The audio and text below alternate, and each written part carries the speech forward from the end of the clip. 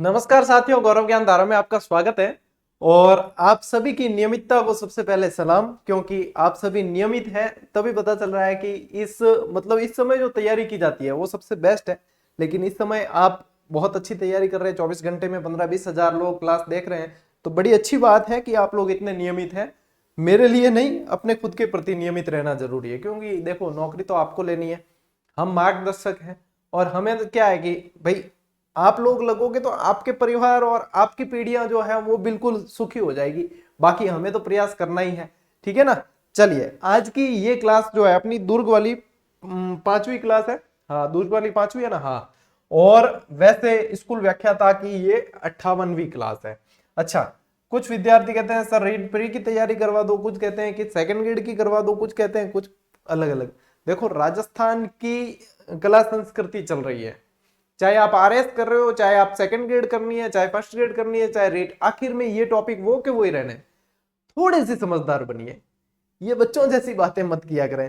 Sir इसकी अलग से कराओ, उसकी अलग से कराओ, ये टॉपिक मुझे बताओ, सब में वो के वो रहने हैं। आप ये पढ़ते जाओ, जो बचेंगे उनकी बात अलग से प्लानिंग बनाएंगे, उनकी अलग से अपन स्ट्रेटेजी बनाएंगे, सब कुछ करेंगे। भैया इनको तो पढ़ना शुरू कीजिए। तो कम से कम ये क्लासें आप सभी के उपयोगी है, तभी तो राजस्थान कला संस्कृति सभी में और अपडेटेड जिलों के अनुसार पढ़ा रहा हूं मैं, ठीक है ना। अब बार बार मुझे सफाई नहीं देनी पड़नी चाहिए। आप लोग खुद समझदार बनिए, आत्मनिर्भर थोड़े सी बन जाइए, इतने बन जाइए कि अपने डिसीजन खुद ले सको, ठीक है। चलिए, आज पढ़ते हैं, बढ़िया बढ़िया दुर्ग पढ़ते हैं और बहुत अच्छी तरीके से याद करते हैं उन्हें। चलिए, पहली स्लाइड ये रही आपके सामने, और पहली ही स्लाइड पे अपन पढ़ने जा रहे हैं लोहागढ़। सबसे पहला प्रश्न, लोहागढ़ कहाँ है। लोहागढ़ है आपके भरतपुर में, ठीक है। अब राजस्थान की दो रियासतें ऐसी थी जिन्हें जाट रियासतों के नाम से जाना जाता था। एक तो भरतपुर और एक और कौन सी थी, धौलपुर। देखो अब डायरेक्ट यदि, अब यहाँ पे मुझे ऐसा लगता है कि लिखना पड़ेगा, नहीं तो क्या होगा कि डायरेक्ट यदि कोई पढ़ेगा तो कहेगा कि सर आपने धौलपुर में कैसे लोहागढ़ बता दिया, जबकि मैं बता रहा हूं जाट रियासतें दो थी, भरतपुर और धौलपुर, ठीक है। तो यहाँ जो लोहागढ़ दुर्ग है वो भरतपुर के अंदर है। यदि इसकी श्रेणी की बात करें कि लोहागढ़ दुर्ग कैसा था, मतलब इसकी श्रेणी कैसी थी, तो लोहागढ़ दुर्ग जो है वो आपके देखो, एक तो इसकी दोनों श्रेणियां हैं, इसकी पारिद श्रेणी भी है और इसकी पारिक श्रेणी भी है। कारण क्या है कि इसके चारों तरफ दीवार बनी हुई थी, परकोटा था, और परकोटे के बीच में मिट्टी भरी हुई थी। ये यानी कि जिस किले के चारों तरफ दीवार होती है वो पारिद दुर्ग कहलाता है, और जिस किले के चारों तरफ खाई होती है वो पारिक दुर्ग कहलाता है। इससे बढ़िया आप क्या समझ सकते हो, इस चित्र से बढ़िया मैंने मतलब ये चित्र भी उस ढंग से लिया है कि आप एक नजर में देख के आप लोगों के एक प्रश्न तो क्लियर हो जाए कि ये पारिक दुर्ग है। ये देखो यहाँ पे बना रखी है खाई, ठीक है ना, ये खाई बना रखी है, 2 ट्रक समा जाए इतनी खाई है, मतलब आराम से, ठीक है। इसके अंदर, इस खाई के अंदर जो है पानी जो भरा जाता है वो सुजान नहर से, नहर द्वारा, सुजान नहर द्वारा पानी भरा जाता है, ठीक है। तो ये चारों तरफ इसके बना रखी है खाई, तो ये पारिक दुर्ग भी है। और इस खाई को क्या कहा जाता है, ये मैंने आपको किलों वाला टॉपिक शुरू होने से पहले ही बता दिया था पहली क्लास में कि इसको कहा जाता है पारिखा। ये जो खाई होती है ना, ये खाई क्या कहलाती है, पारिखा कहलाती है। तो इसके चारों तरफ पारिखा बनी हुई है। इज दैट क्लियर, यहां तक क्लियर हो जानी चाहिए बात। चलिए आगे बढ़ते हैं। अब देखो, पेन पाची चेंज करना, ठीक है। तब फिर इसके बाद में आता है, बात आती है कि इसका निर्माण किसने करवाया। तो इसका निर्माण करवाया है सूरजमल जाट ने, जिसे जाटों का अफलातून शासक कहा जाता है, ठीक है। जाटों का प्लेटो भी कह देते हैं, जाटों का अफलातून शासक कहा जाता है सूरजमल जाट। यानी कि यदि भरतपुर के जाट अपन पढ़ रहे हैं और 2-3 शासक ऐसे हैं जिनको नहीं पढ़ा तो वो अधूरा रह जाता है। सूरजमल, बदन सिंह, जवाहर सिंह, रणजीत सिंह, ये कुछ ऐसे शासक है भरतपुर के जिन्हें यदि जाट रियासत पढ़ते हैं तो अपन को पढ़ना पड़ता है। अब देखो यहाँ पे सन पे ध्यान दो, करवाया कब है निर्माण, 1733। यानी कि आप बाकी के निर्माण पढ़ोगे ना तो उनमें आप ज्यादातर जो है पहले के पढ़ोगे, जैसे 1155 जैसलमेर पढ़ लिया, कुंभलगढ़ पढ़ोगे तो वो भी पहले है, बटनेर पढ़ोगे तो वो भी पहले है, सारे पहले पहले बने हुए हैं। ये दुर्ग यानी कि 1733 में बना हुआ है। इसके बाद में जो है दुर्गों का निर्माण ज्यादा देखने को मिला ही नहीं है दुर्गों का निर्माण देखने को। तो ये कैसा कहलाएगा, ये नवीनतम दुर्ग कहलाएगा। 1733 में होने के कारण ये क्या कहलाएगा, ये नवीनतम दुर्ग। भाई नया है ना, क्या गुरुजी नवीनतम क्यों होगी, 200-300 साल पहला बन गयो। अरे 200-300 साल बाकी दुर्गाओं तो नयो है, यानी कि ये नवीनतम हो गया, है ना, नया दुर्ग है। चलिए यहां तक क्लियर। आओ आगे, उपनाम। अब ये है कहाँ, भरतपुर धौलपुर कहाँ पड़ते हैं, पूर्व में पड़ते हैं ना राजस्थान के, तो पूर्वी सीमा का प्रहरी कह दिया। समझो चीजों को कि ये कहा है तो क्यों कहा है, कोई ना कोई तो कारण होगा नहीं। अजय दुर्ग कहा गया है क्योंकि इसको जीतना बहुत मुश्किल है। भाई देखो अब तो क्या है कि, यानी कि अब क्या हो गई, वायुसेना, वायुसेना आएगी तब तो गोला बम का कहीं से भी गिरा देगी, लेकिन पहले वायुसेना नहीं थी तब तक तो फिर वही पद्धति थी परंपरागत, तब तक इसको जीतना मुश्किल, मतलब पॉसिबल नहीं था, मुश्किल था। तो इसलिए इसको क्या कहा गया, अजय दुर्ग, अभेद्य दुर्ग। अभेद्य उसे कहते हैं जिसको भेदा नहीं जा सके, ऐसा दुर्ग है। दो देखो इसके बाहर दीवार बनी हुई है, बीच में मिट्टी भर देते, जैसे ही दुश्मन सेना गोला दागेगी तो वो उस दीवार में धस जाएगा और वो फूटेगा ही, ठीक है ना। तो ये अभेद्य दुर्ग भी है। कर्नल जो लेक था उसने 5 बार घेरा डाला, 5 बार आक्रमण किया, लेकिन जीत नहीं सका। बाद में आखिर में रणजीत सिंह से संधि करनी पड़ी उसे, ठीक है। तो यही कारण है। यह दुर्ग पारीक दुर्ग की श्रेणी में आता है। इसके चारों तरफ बनी खाई मोती झील से सुजान गंगा नहर, मोती मतलब खाई में पानी जो है वो मोती झील से सुजान गंगा नहर के द्वारा आता है। बिल्कुल आसान है, ठीक है, सुजान गंगा नहर से। दुर्ग में निर्माण क्या क्या है, अब दुर्ग में निर्माण वैसे बहुत सारी चीजें हैं, उनमें देखो मैं एक एक चीज बताता हूं आपको। वैसे याद रखने वाली चीजें कि क्या क्या बना हुआ है, लेकिन कैसे है और वो सारी मैं चीज बता दूंगा आपको। अष्ट धातु के किवाड़ बने हुए, अब देखो यही चीज अष्ट धातु के किवाड़, ये यहां आओ। अष्ट धातु के किवाड़ 1765 में जवाहर सिंह दिल्ली से लेकर आया, जवाहर सिंह दिल्ली से लाया है। और जवाहर सिंह जो ये किवाड़ लेकर आता है, ये दिल्ली विजय के उपलक्ष्य में लाया है। क्या है, किस लिए, दिल्ली विजय, यादगार निशानी, ठीक है ना, दिल्ली विजय। अब इस अष्ट धातु किवाड़ की तो मतलब बहुत बड़ी लंबी स्टोरी है। वैसे ये देखा जाए तो ये अष्ट धातु किवाड़ चित्तौड़गढ़ किले के हैं। कहां के हैं, चित्तौड़गढ़ के। तो चित्तौड़गढ़ पर एक विदेशी आक्रांता ने आक्रमण किया था, जिसका नाम सभी जानते हैं, अलाउद्दीन खिलजी, ठीक है। क्या नाम था, यहां शॉर्ट में लिख देता हूं मैं, अलाउद्दीन खिलजी। अलाउद्दीन खिलजी चित्तौड़ से ले गया दिल्ली, जीरी के किले में लगवाए, वहां से शाहजहां ने उतार कर लाल किले में लगवाए, और लाल किले से फिर जवाहर सिंह जो है उसको उतार कर भरतपुर दुर्ग में लाता है। ये इसका लंबा जो है अष्ट धातु किवाड़ की मतलब ट्रेवल स्टोरी है, ये इस तरीके से यहां पे आया है। आओ आगे चलते हैं, जवाहर बुर्ज। अब देखो ये वापस यहां, जवाहर बुर्ज का निर्माण जवाहर सिंह ने करवाया है, दिल्ली विजय के उपलक्ष्य में करवाया है, ठीक है। तो ये दोनों चीजें तो दिल्ली विजय के उपलक्ष्य में हो गई। फिर आएगा आगे फतेह बुर्ज, ये देखो फतेह बुर्ज। तो फतेह बुर्ज जो है अंग्रेजों पर फतेह करने के लिए, ये विजय लिखा है मैंने, आप लिखना फतेह, आप याद भी ऐसे करना, अंग्रेजों पर फतेह करने के उपलक्ष्य में रणजीत सिंह ने इसका निर्माण करवाया है। 1805 की बात है, कर्नल लेक ने 5 बार आक्रमण किया लेकिन विजय नहीं मिली। आखिर में उसको रणजीत सिंह से संधि करनी पड़ी। रणजीत सिंह कहो कि भाई यादगार रणनीति से जानी अपाजू को है, अंग्रेजों ने मात दे दी अपार दुर्ग, तो इसने इस याद में फतेह बुर्ज बनाया है, ठीक है। याद रख जाइए, याद रखना ही पड़ी, ठीक है। चलिए अब देखो इसके अलावा किशोरी महल बना हुआ है, यहाँ राजेश्वरी माता का मंदिर है, जिन्हें जाटों की कुल देवी कहा जाता है, राजेश्वरी माता का मंदिर। और इसके अलावा कचहरी कला भवन है, इस जिसको आप कह सकते हो दीवाने आम, यानी कि आम लोगों की जन सुनवाई होती थी, कचहरी कला भवन, वो भी यहाँ पे बना हुआ है। अब दिखने में क्या लगे, बिल्कुल शॉर्ट एंड स्वीट स्लाइड है और बहुत अच्छी तरीके से याद हो जाएगी। ये मैं कह सकता हूं कि आप इसका एक एक शब्द जब जब पढ़ोगे वापस या याद करोगे या बाद में भी क्लास देखोगे, तो मैंने जहां जहां जो चीज समझाई है आपको, वो आपको वापस रिवाइज होगी, रिकॉल होगी, आपको अपने आप मेरी आवाज सुनाई देगी। ये लिंक है, ये सीधा ही, ठीक है। यदि आप ध्यान से समझते हो तो समझ लिया है, तो सिर्फ समझने से काम नहीं चलेगा, एक स्क्रीनशॉट भी ले लो। पीडीएफ डलवाऊंगा, भूल जाता हूं मैं, पीडीएफ आज मैं सारी ले जाता हूं पैनल में से, एक्चुअली मैं ले जा नहीं पाता, फिर क्या है कि व्यस्तता थोड़ी सी इन दिनों ज्यादा है, तो पैनल में ही रह जाती, थोड़ा प्रोसेस है इसके अंदर। चलिए ले लिया ना स्क्रीनशॉट, मैसेज आवे,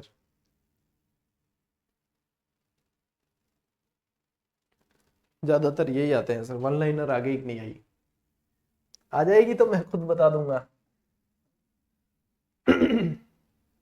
अब चलो एक और दुर्ग पढ़ लेते हैं भरतपुर का ही, जिसका नाम है बयाना दुर्ग।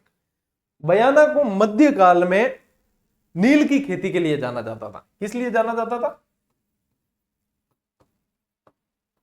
नील की खेती। सोनितपुर कहते थे इसको, सोनितगिरी के नाम से जाना जाता था, तो यहाँ के दुर्ग को सोनितपुर कहा गया। ठीक है ना। यादव विजयपाल द्वारा 1040 में निर्माण करवाया गया है। ठीक है, यहां लिख देना 1040। 1040 में यदुवंशी विजयपाल द्वारा इसका निर्माण करवाया गया। मैंने आपको बताया था कि देखो, एक तो करौली के यादव और एक जैसलमेर के भाटी अपने आप को कृष्ण भगवान के वंशज मानते हैं और उनकी वंशावली चली आई है। ठीक है, चलिए। उपनाम बाणासुर, पहले बाणपुर के नाम से ये क्षेत्र जाना जाता था, तो यहाँ के दुर्ग को बाणासुर कह दिया गया। सोनितपुर, सोनितगिरी के नाम से भी क्षेत्र जाना जाता था, तो सोनितपुर कह दिया। विजय मंदिर कहा गया क्योंकि निर्माण किसने करवाया? देखो, विजयपाल ने करवाया है। बादशाह दुर्ग कहा गया कि जैसे ही मुस्लिम आक्रांता इस पर अधिकार करते हैं तो इसे बादशाह दुर्ग भी कहा गया। इसे सुल्तान कोट भी कहा जाता है, सुल्तान कोट दुर्ग। ये बना हुआ है दमदमा पहाड़ी पे। कई जगह आपको लिखा हुआ मिलेगा मानी पहाड़ी, तो वो भी गलत नहीं है, ये दोनों एक ही है। ठीक है ना, दमदमा पहाड़ी या मानी पहाड़ी। इसमें राजस्थान का सबसे प्राचीन विजय स्तंभ, वैसे अपन पढ़ते हैं विजय स्तंभ, सीधे से दिमाग में आता है चित्तौड़गढ़ फोर्ट। चित्तौड़गढ़ फोर्ट गलत नहीं है, चित्तौड़गढ़ फोर्ट आता है तो वो सही है। फिर पढ़ते कि परमारकालीन विजय स्तंभ, तो फिर आपके कहां है? जालोर किले के अंदर, कल ही बताया है। फिर आप पढ़ोगे कि 1965 का पाकिस्तान पे विजय के उपलक्ष्य में वो, तो फिर वो तनोट के अंदर है, जैसलमेर। ठीक है, और ये जो है ये सबसे पहला और सबसे प्राचीन माना जाता है। क्यों माना जाता है? क्योंकि गुप्त वंश के शासक समुद्रगुप्त के सामंत द्वारा यह स्थापित किया गया। समुद्रगुप्त के सामंत विष्णुवर्धन ने यहाँ पे पुंडरीक यज्ञ करवाने के बाद में यहाँ पे स्थापित करवाया था। ठीक है, इस विजय स्तंभ को भीमलाट भी कहा जाता है। जो आप ये देख पा रहे हो यही है, इसको भीमलाट भी कहा जाता है। और ये है लगभग आपके 8 मंजिला।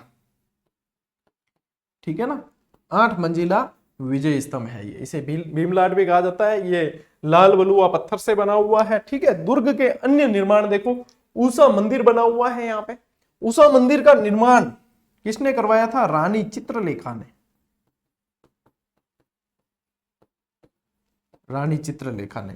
फिर इल्तुतमिश ने इसको तुड़वा कर जो है ये उषा मस्जिद में बदल दिया, और फिर जाटों का वापस शासन आया यहाँ पे, तब उन्होंने फिर से इसको मंदिर में कन्वर्ट करवा दिया। ये जो है ये चीजें चली आई इतिहास में, मंदिर को तोड़कर मस्जिद बनाना है, मस्जिद को फिर से मंदिर में कन्वर्ट करवाना है। कई सारी चीजें ऐसी आप लोगों को इतिहास में पढ़ने को मिलेगी।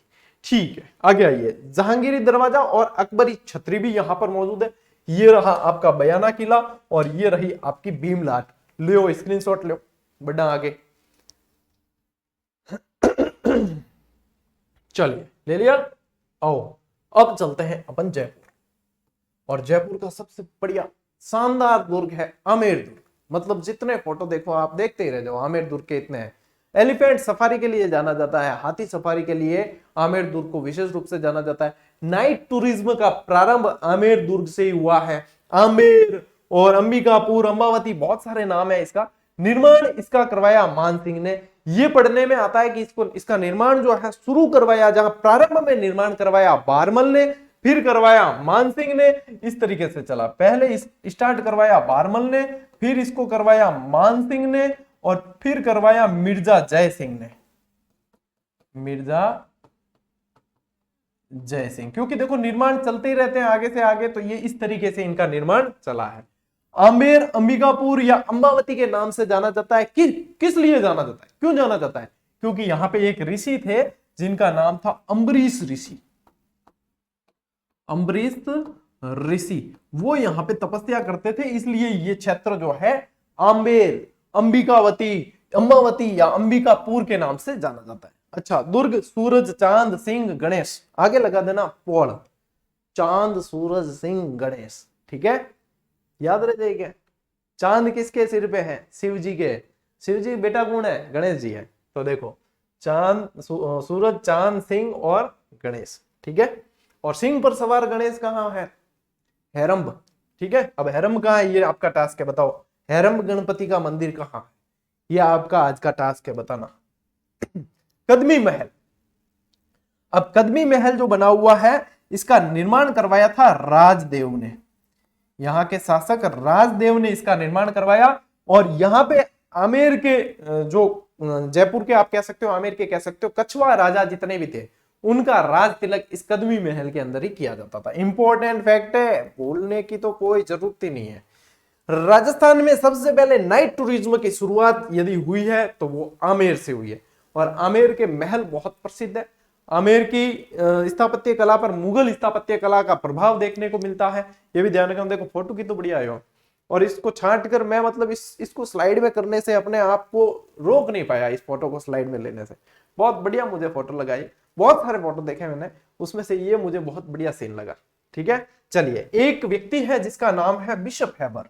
ये जगह जगह कोटेशन देता है और इसने मेरे स्टूडेंट का काम बहुत ज्यादा बढ़ा दिया। ये कोटेशन देने वालों ने बढ़ाया ही है ना। इनको जो लगता था कह देते थे, वो पढ़े कोई वो राइटर फटाक लिख दे तो इसने ये कहा, और फिर आगे एग्जामिनर पूछता गया और स्टूडेंट याद करते जाओ, बताते जाओ। बिशप हैबर ने कहा, मैंने क्रेमलिन में जो कुछ देखा, अलब्रमा के बारे में जो कुछ सुना, उनसे कई बढ़कर है यहाँ के महल। न कि ये दुर्ग, बल्कि इस दुर्ग में बने हुए महल। वैसे अपन महल वाला चैप्टर आएगा तब महलों को और अच्छी तरीके से पढ़ेंगे। अभी तो आपको दुर्ग के फोटो देखने को मिल रहे हैं, फिर महलों के भी फोटो देखने को मिलेंगे। सारी चीजें याद होगी आपको, चिंता करनी नहीं है। अब देखो दुर्ग में अन्य निर्माण कौन कौन से। जहां कहीं भी आपको दीवाने आम या दीवाने खास और लिखे हुए मिलते हैं ना, तब, क्योंकि अब जैसे ये तो ये पढ़ रहे हैं अपन, जब अपन मुगल स्थापत्य पढ़ते हैं तो उसमें दीवाने आम दीवाने खास सामान्य तौर पे पढ़ने में आते ही है, कहीं ना कहीं मिलते ही है। ठीक है, तो उसमें क्या होता है, दीवाने आम यानी कि आम आदमी, आम यानी कि आम आदमी। इसमें क्या याद रखना है, जन सामान्य। जन सामान्य की जहां सुनवाई होगी वो होगा दीवाने आम, और जहां दरबारियों की मीटिंग होगी, ठीक है ना, टीम मेंबर्स की मीटिंग होगी, वो होगा दीवाने खास। ठीक है, यानी कि खास लोगों की मीटिंग हो रही है, वो है दीवाने खास।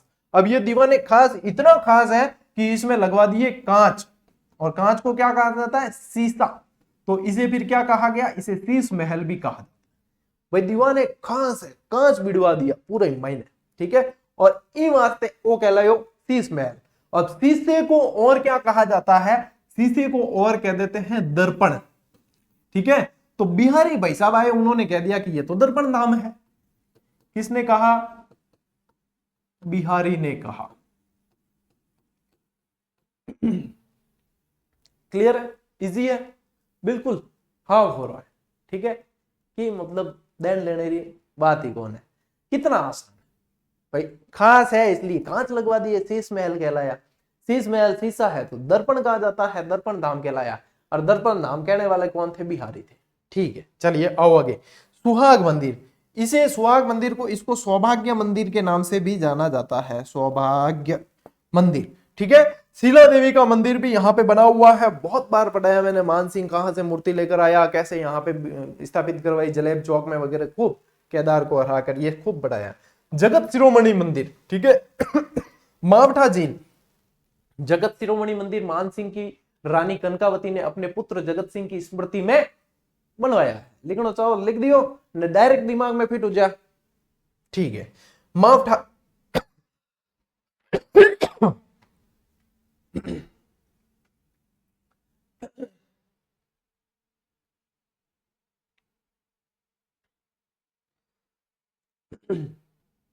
ऐसा है, ये खांसी है ना, पीछा छोड़ ही नहीं सकती। डॉक्टर कहता है कि आपके बोलने की मतलब ज्यादा है, इसलिए आपको यह रहेगी।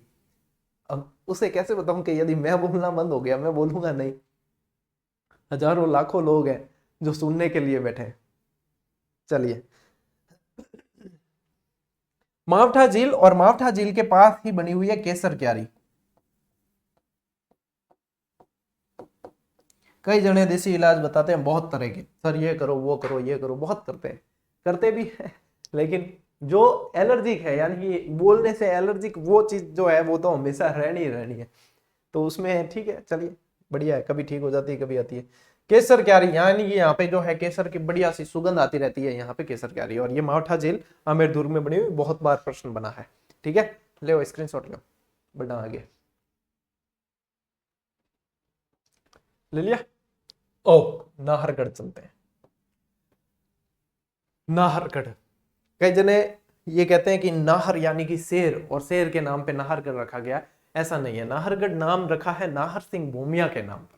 उनकी स्टोरी मैं बताता हूं, उससे पहले देखो कि ये है कहां, जयपुर के अंदर है। सवाई जय सिंह द्वारा 1734 में निर्माण करवाया है। और आपको यदि याद आ रहा है थोड़ा बहुत धुंधला धुंधला, या आरबीएससी की बुक भी पढ़ी है, आरबीएससी की क्लासेस भी देखी है, या मराठों वाली कोई मैंने क्लास ली है और वो देखी है, तो आपको मैंने बताया कि 1734 में 17 जुलाई 1734 में एक सम्मेलन हुआ था जिसका नाम था हुड्डा सम्मेलन।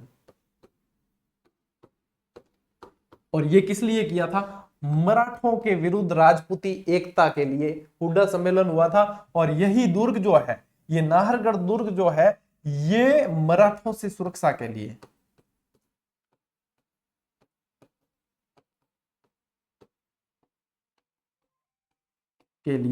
बनाया गया। Is that clear? Okay.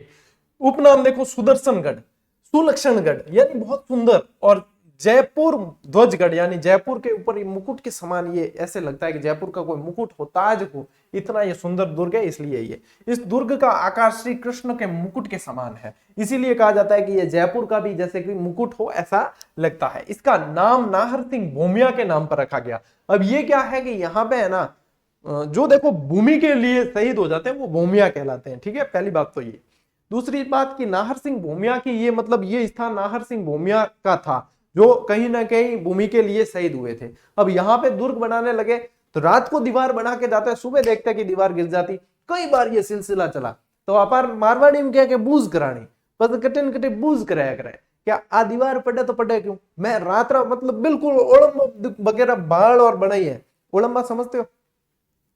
Marwari में तो ओलंबो ही क्या है, एक पैमाना होता है, जब दीवारें बनती है तो देखना उसके नीचे लट्टू सा होता है और उसमें रस्सी लटकती है। ठीक है, और उसको ऐसे लगा कर देखते हैं कि बिल्कुल सीधा है, उससे पता चलती है कि दीवार टेढ़ी है या सीधी है। आपकी स्थानीय भाषा में और क्या कहते हैं वो बता देना। हमने तो जो सुना है या देखा है जितने भी कंस्ट्रक्शन काम, क्योंकि मैंने खुद ने भी कई कंस्ट्रक्शन काम करवाए हैं, ठीक है, तो उसमें देखा ओलंबो के, ठीक है, कहीं क्या ओलंबो, ओलंबो बाड़ियो कि नहीं बाड़ियो, तो क्या हाँ, तो मतलब उससे पता चलता है। वो भी देखते हैं कि ओलंबो बाड़ियो, दीवार बिल्कुल हमी है, सीधी है एकदम, फिर भी दीवार गिर जाती है, मतलब बिल्कुल सीधी दीवार है, सुबह आकर देखते हैं कि गिर जाती है। आखिर में राज क्या है? तो फिर पता लगाया कि ये तो नाहर सिंह भूमिया जी गिरा रहे हैं यहाँ पे दीवार को। फिर बूझ कराई, उनको राजी किया गया, आप बताओ करना क्या है। तो कहे मेरे मतलब बिना ही परमिशन यहाँ पे दुर्ग कैसे बनाया, एनओसी ली है कि नहीं ली है?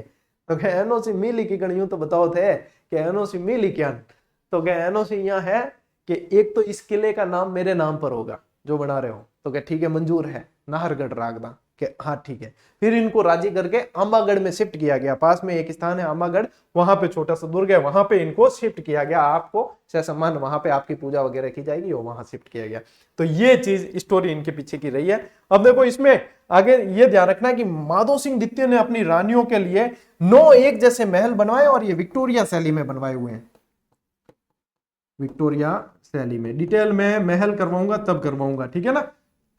चलिए, इसके तलहटी में गैटोर की छतरियां बनी हुई है, जो जयपुर के शासकों की छतरियां हैं, जो गैटोर की छतरियां कहलाती है। यहां जयपुर के कछवा शासकों की छतरियां हैं। जगत सिंह द्वितीय जो जयपुर का बदनाम शासक कहलाया है। क्या कहलाया है?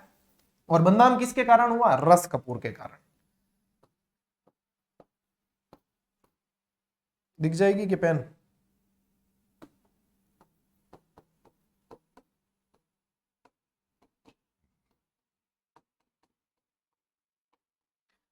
जयपुर का बदनाम शासक कहलाता है जगत सिंह द्वितीय। इसकी प्रेयसी रस कपूर को यहाँ पे कैद में रखा गया था, राजनीतिक कैदी के रूप में यहाँ पे कैद में रखा गया था। ठीक है, याद रह जाए, लो स्क्रीनशॉट लो फटाफट, और नाहरगढ़ किला फोटो भी देख लो। ठीक है, चले चल नाहरगढ़। अभी आपको शिलालेख बताना बाकी रह गया। कई बच्चे बहुत खुश हुए कि सर वास्तव में ये शिलालेख हमें मिल नहीं पाते, और आप हमें बता रहे हो, तो ये चीजें सीधी स्थायी हो जाती है। देखो जिसका अवेलेबल हो जाता है मेरे पास वो तो मैं बता ही देता हूँ, और बिल्कुल अच्छी तरीके से पढ़ भी लेता हूँ इसमें, ताकि आप लोगों के क्लियर हो जाए। जिसका मिल ही नहीं पाता, मैं इन शिलालेख के चक्कर में कम से कम स्लाइड के ऊपर एक्स्ट्रा 1 घंटा देता हूँ कि कहीं से बिल्कुल परफेक्ट चीज मिले।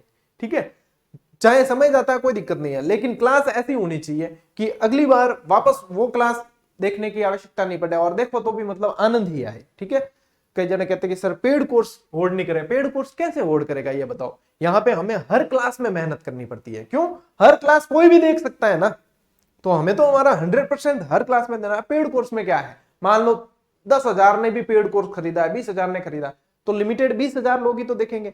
यहां तो 20,000 24 घंटे में देख लेते हैं, और एक एक क्लास फिर लाख लाख व्यूज पे जाती है। तो यहाँ पे तो हमें दिखती बात है कि डबल मेहनत करनी पड़ती है। बस फर्क इतना है कि हम इसके पैसे नहीं लेते। कई मैसेज आते हैं मेरे पास दिन के, और बहस करते हैं। बहस किस बात पे? हमें आपका कोर्स चाहिए, आप कोर्स दो, मतलब पेड कोर्स दो, हमें आपका कोर्स चाहिए। हमने यूट्यूब पे देखी क्लास, लेकिन आप हमें कोर्स दो। अब यार मैं क्लास बेचता ही नहीं हूं, मेरा कोई पेड कोर्स है ही नहीं, तो मैं दूं कहां से? आप यूट्यूब पर जाओ, प्ले लिस्ट उठाओ, आपके सिलेबस में जो क्लास बैठ जाती है देख लो, और बाकी जैसे जो बैच शुरू करता हूं वो फिर पूरा लेकर जाता हूं उसको, और बाकी बता देता हूं। कई जने कह रहे कि सर आरबीएससी, थोड़ी सी मैं बीच में टाइम ले रहा हूं इसलिए कि कई जने सर आरबीएससी का आपने पूरा नहीं करवाया। आरबीएससी की अपनी क्लासें बिल्कुल नियमित चली, और तब तक चली जब तक जिले नहीं बदले। जिले बदलने के बाद में अपने आरबीएससी क्लासेस को विराम दिया।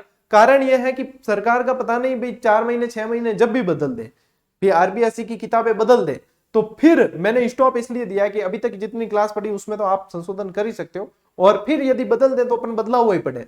करवाऊंगा जरूरी से, लेकिन फिर भाई 4-6 महीने भले 1 साल लग जाए, लेकिन अभी क्या है, विराम थोड़ा सा दिया है कि ये क्लासेस, क्योंकि स्कूल लेक्चरर की वैकेंसी आने वाली है, इसको थोड़ा सा अपन बूस्टअप दें और विद्यार्थियों को यहाँ से थोड़ी सी हेल्प लगे। अब मैं भी एक अकेला इंसान हूँ, इतना सब कैसे मैनेज करूँ, इसलिए ये चीजें मैनेज थोड़ी सी मुझे इस हिसाब से करनी पड़ती है। ठीक है, उम्मीद है आप समझ गए होंगे, नहीं समझे तो थोड़े दिन में समझ आ जाएगा। और तो क्या कर सका। नाहरगढ़ किले का निर्माण महाराजा सवाई जयसिंह द्वारा जयपुर शहर की सुरक्षार्थ 1734 में करवाया। अब सुरक्षा करनी किससे है? सुरक्षा करनी है मराठों से, तो बात सही है। दुर्ग में स्थित प्राचीन भवन यथा दीवाने आम, खजाना भवन एवं सैनिक विश्राम गृह। अब देखो जो मैंने नहीं लिखवाया उसके अलावा आपके शिलालेख में आ गए। ठीक है, हवा मंदिर का निर्माण महाराजा सवाई राम सिंह द्वितीय द्वारा करवाया है। देखो ये बहुत अच्छा फैक्ट है कि यहाँ पे अंदर हवा मंदिर भी बना हुआ है, जिसका निर्माण राम सिंह द्वितीय ने करवाया है। एवं श्री माधवेंद्र भवन का निर्माण महाराजा सवाई माधो सिंह द्वितीय ने करवाया है। ये भी इंपॉर्टेंट फैक्ट है। ठीक है, माधवेंद्र भवन बना हुआ अंदर, उसका निर्माण माधो सिंह ने करवाया। ठीक है ना, माधो सिंह है ना। हाँ, दुर्ग में पानी की व्यवस्था के लिए विशाल टांका एवं बावड़िया, युद्ध सामग्री रखने हेतु शस्त्रागार, सैनिकों के लिए बैरक, तोपों के लिए ढलुए रास्ते यानी कि ढलान वाले रैंप जिसे कहा जाता है। महाराजा सवाई जयसिंह द्वितीय के समय राज्य का खजाना नाहरगढ़ में रखा जाता था। यहां आम व्यक्ति का प्रवेश निषेध था। किले की 4 दीवारी नाहरगढ़ को जयगढ़ से जोड़ती है। कितनी बढ़िया लाइन।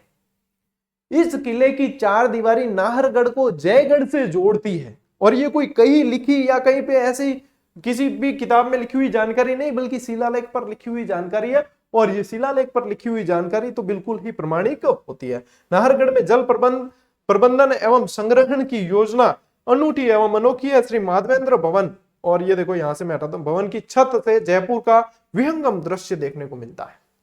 ठीक है, अब क्या गुरुजी नीचे लाइन नहीं दिख रही? नीचे लाइन की ध्यान नहीं करनी, मन दिख रही है सामने, कितनी दिखे है, इतनी दिखे ना, विहंगम दृश्य देखने को मिलता है, बस ये लिखा हुआ है। ठीक है, रेडी? स्क्रीनशॉट लेना होगा, लो क्लियर कर दियो मैं यूं भी था नाहरगढ़ दुर्ग के बारे में। ठीक है, आओ आगे। आज मैंने आपको पहले ही कहा था, कहाँ गए शक्तिमान जी, मैंने आपको पहले ही कहा था कि आज की क्लास में मैं ज्यादा किले करवाने वाला हूँ और व्यवस्थित चलने वाली है। तो आज की क्लास तो भाई 28 मिनट की तो हो गई, 5-7 मिनट की और हो जाएगी, तो लगभग बढ़िया सी 30-35 मिनट की क्लास इनफ होती है। इसमें क्या याद भी हो जाता है, अपने थोड़ी बहुत 5-7 मिनट चर्चा कर लेते हैं तो माहौल हल्का भी रहता है, और अपन स्किल्स को यूज करते हैं। जब बीएड करते हो आप तो आपको ये कहा जाता है, सीधी 100% पढ़ाई नहीं होती है, 5-7 मिनट चर्चाएं होती है, ताकि वो चीजें आपके दिमाग में अच्छे से बैठे। ठीक है ना, सिर्फ ठूसना जरूरी नहीं है, व्यवस्थित तरीके से पढ़ना जरूरी है। ठीक, चलिए अब तो धीरे धीरे आप भी समझदार हो गए होंगे, एक मंद बुद्धि से पढ़ पढ़ के। चलो, माधोराजपुरा का किला कहाँ है? जयपुर ग्रामीण। तो पहले इनमें जयपुर ही लगाते थे, अब अपन को ग्रामीण लगाना पड़ता है। चौमू का किला जयपुर ग्रामीण, माधोराजपुरा का किला जयपुर ग्रामीण। ठीक है, निर्माण माधो सिंह प्रथम। अब ये तो इस नाम से ही पता चल जाता है कि माधो सिंह ने करवाया है, ये प्रथम याद रखना। ठीक है, प्रथम याद रखना। कांकोड़ के युद्ध में मराठों को हराने के उपलक्ष्य में इसका निर्माण करवाया गया। ठीक है, कांकोड़ के युद्ध में कौन मैसेज कर रहा है, मराठों को हराने के उपलक्ष्य में इसका निर्माण करवाया। भूमिया करण सिंह, देखो भूमिया का मतलब मैं बता चुका था पहले, भूमिया करण सिंह नरूका का संबंध यहां से बताया जाता है कि इनका स्थान यहां पे रहा है। रूपा बडारन, अब रूपा बडारन कौन थी, सवाई जयसिंह तृतीय, ध्यान रखना तृतीय है, सवाई जयसिंह तृतीय की दायमा थी और यहां कैद रखा गया। क्यों रखा गया कैद, क्योंकि इनकी गतिविधियां कहीं ना कहीं हस्तक्षेप वाली हो गई थी, राज्य के अंदर हस्तक्षेप वाली गतिविधियां हो गई थी, इस कारण इनको यहां राजनीतिक कैदी के रूप में कैद रखा गया। किसका नाम आया है, रूपा बडारन। इनके पास, इसके पास खेड़ा के बालाजी का मंदिर भी बना हुआ है। रेडी, ओके, इतने फैक्ट याद रख लो, खूब है, शॉर्ट एंड स्वीट, बस इससे ज्यादा बार पूछा भी नहीं जाता। चौमुहागढ़ या चौमू का किला कहां है, जयपुर ग्रामीण में, ठीक है। इस किले के चारों तरफ आसपास बसा हुआ कस्बा जो है वो चौमू कहलाता है, ठीक है। निर्माण ठाकुर करण सिंह ने संत बेनीदास के आशीर्वाद से करवाया है, ठीक है। चलो अच्छा फैक्ट। फिर इसे, इसके उपनाम यदि देखेंगे तो देखो रघुनाथगढ़, धाराधारगढ़, ये इनके उपनाम है। अब रघुनाथगढ़ इसलिए कहा गया क्योंकि पुनर्निर्माण करवाया किसने है, रघुनाथ सिंह ने। पुनर्निर्माण किसने करवाया, रघुनाथ सिंह ने, इसलिए रघुनाथगढ़ भी इसे कहा जाता है। इसे सामंती दुर्ग कहा जाता है। देखो एक तो होते हैं राजा, फिर होते हैं सामंत, जागीरदार, ये सब होते हैं। तो राजा के जो सामंत थे, उन सामंतों द्वारा बनाया हुआ किला होने के कारण इसे सामंती दुर्ग कहा जाता है।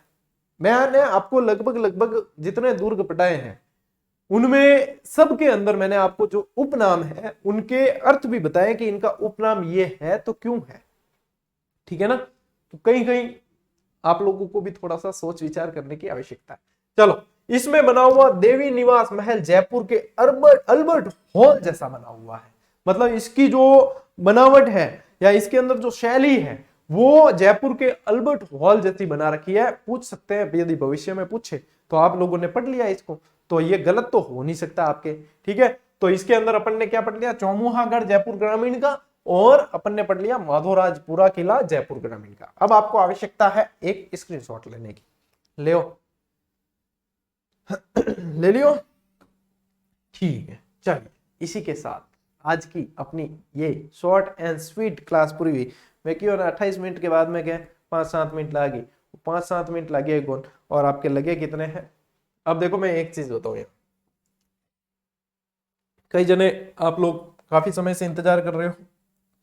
एक तो क्या है, अपनी आ रही है वन लाइनर, ठीक है। एक आ रही है अपनी जिला दर्शन। थोड़ी सी आप लोग जो रेगुलर स्टूडेंट हो उन्हें बहुत अच्छी तरीके से जानकारी दे दूं थोड़ी सी।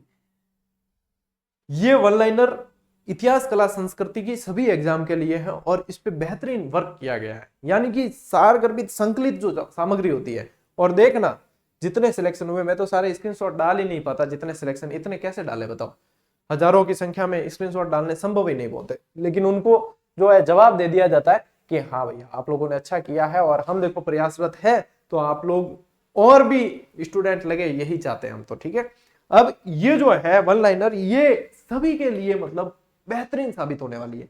और सही बात बताओ, इसमें इस बार हमने रॉयल्टी कह दो चाहे आप मार्जिन कह दो, न के बराबर रखा है।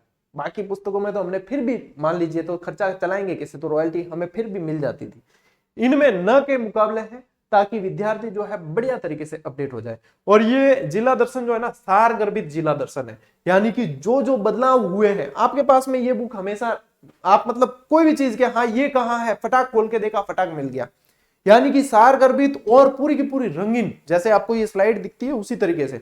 आनंद क्या, आनंद का मतलब और भी कोई दादा परदादा कुछ होगा ना, वो भी आ जाएगा आप लोगों को, ये बात निश्चित है। और इस जिला दर्शन में तो हमने मार्जिन रखा ही नहीं, क्योंकि हम मार्जिन रखते तो दुकानदार का मार्जिन नहीं होता, तो दुकानदार का मार्जिन रखा है इसमें हमने, न प्रकाशक ने न लेखक ने। ये वास्तव में फ्री है, और जब मैं लॉन्च करूंगा ना इसका, आप लोगों को सबको लाइव आना है, ये सुन लेना। जब लॉन्च करूंगा उस दिन सुबह बता दूंगा कि आज शाम को लॉन्च करेंगे, आप लोगों की उपस्थिति में ही लाइव लॉन्च करेंगे, और बाकी की विशेषताएं उस लाइव लॉन्च के अंदर मैं बता दूंगा। और ये मतलब मानकर चलो कि ये वास्तव में उपहार ही है, और मार्केटिंग इसमें 1% नहीं है, कि ऐसा नहीं कि फ्री दे रहे हैं, ये मार्केटिंग स्टंट है। क्यों नहीं है, इसको लॉन्च करेंगे तब मैं बताऊंगा कि ये चीज है भैया, अब देख लो आपकी इसको इस कीमत में और इस तरीके से, और जो वैल्यू है इस वन लाइनर के लिए, तो सबसे पहली बात की मार्केटिंग की आवश्यकता पड़ती नहीं। क्यों नहीं पड़ती? क्योंकि ये तो हजारों सिलेक्शन देने वाली किताब है, जिसमें मतलब जब कोई व्यक्ति 7-8 महीने कोई किताब पढ़े और वही चीज जो परीक्षा की दृष्टि से वो 2 महीने में पढ़ के बहुत बार, 4-5 बार, 10 बार रिवीजन कर ले, जब वो किताब आप लोगों के पास होती है, तो इसको मार्केटिंग की आवश्यकता तो है ही नहीं। ये तो डिमांडिंग रहती है, हम दे नहीं पाते हैं जल्दी, बल्कि ये तो बहुत ज्यादा डिमांडिंग रहती है। लेकिन ये देनी थी मुझे, इस बार के स्टूडेंट के लिए कुछ करना है, उन्होंने हमें यहाँ 4 लाख विद्यार्थियों के परिवार तक पहुंचाया है, तो अब हमारी जिम्मेदारी बनती है कुछ करना है।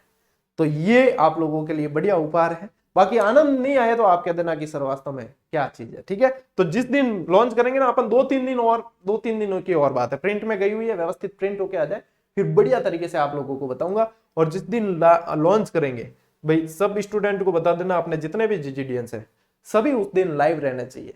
आप लोगों के लाइव यहाँ रहते हुए ही मैं विमोचन करूंगा, ठीक है। ये सूचना पहुंच जानी चाहिए सभी तक, सभी जितने भी जीजीडीएंस है। चलिए अब मिलते हैं अपन अगली क्लास में, अगले वीडियो में। तब तक के लिए राम राम, जय हिंद।